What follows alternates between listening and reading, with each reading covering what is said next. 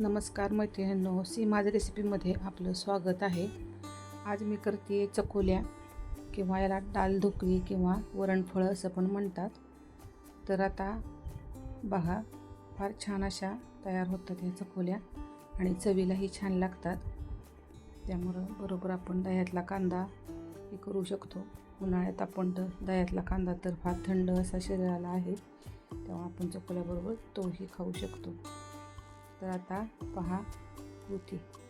तर इथं मी 2 वाट्या कणिक घेतलेली आहे आणि त्यामध्ये चवीपुरतं मीठ घालून ही कणिक मळून घेते.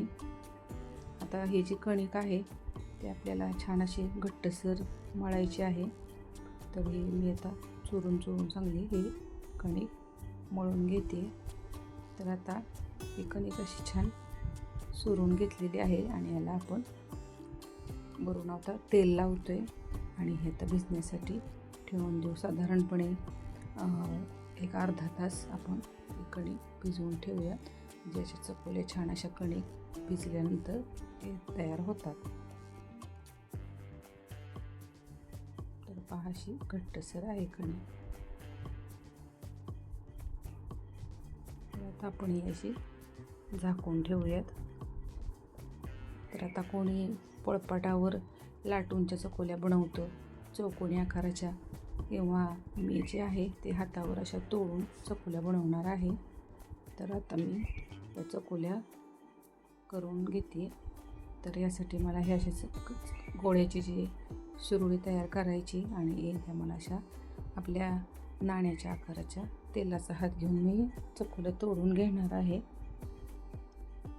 तर ज्या चकोल्या आहेत ना, ह्या फार छान लागतात चवीला. आपण ज्या लाटूनच्या करतो चकोल्या त्यापेक्षाही या छान लागतात.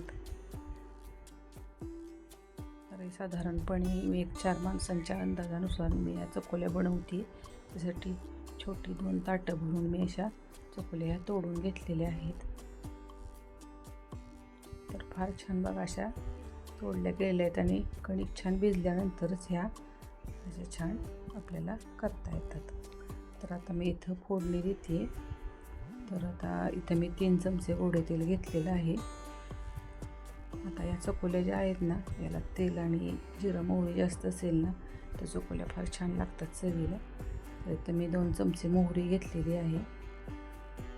मोहरी तडतडल्यानंतर 1 चमचा मी जिरे घातलेले आहेत आणि लसूण आहे ठेचलेला, तो मी इथं घातलेला आहे. लसूण असा आपल्याला छान लालसर असा परतून घ्यायचा आहे. आणि यामध्ये मी घातले 3 चमचे काळा मसाला, 1 चमचा लाल तिखट आणि अर्धा चमचा मी इथं हळद घालते.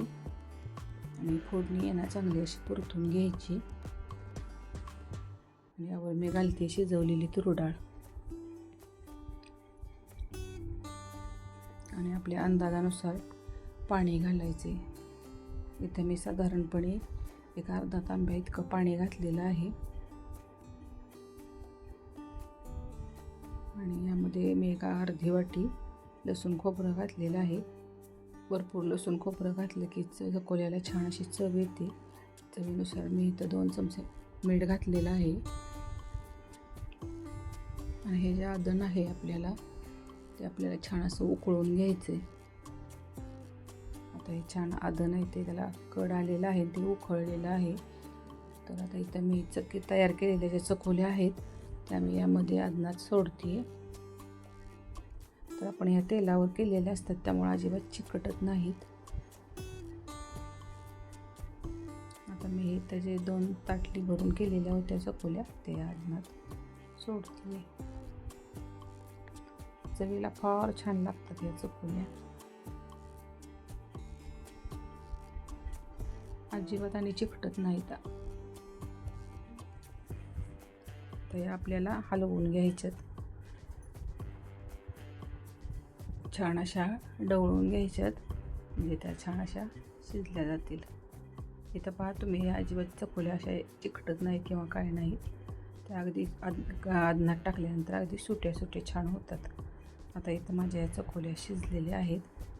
आता चकोल्या शिजल्या का नाही हे कसं ओळखायचं, तर जेव्हा आपण टाकलेली चकोली जी असते आदनामध्ये, ती चकोली तळाला गेली की आपण समजायचं की या चकोल्या शिजल्या. आता मी इथं दह्यातला कांदा तयार करते.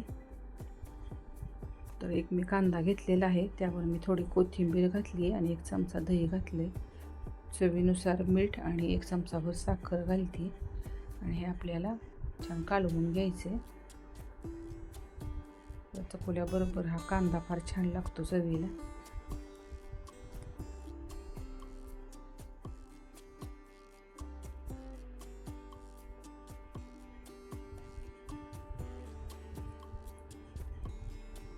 आता मी त्या डिशमध्ये सर्व करते चकोल्या. या चकोल्या तुम्ही भाताबरोबरही खाऊ शकता किंवा पोळीबरोबरही खाऊ शकता. वरून 2 चमचे तुपाची डाळ मस्त घातलेली आहे.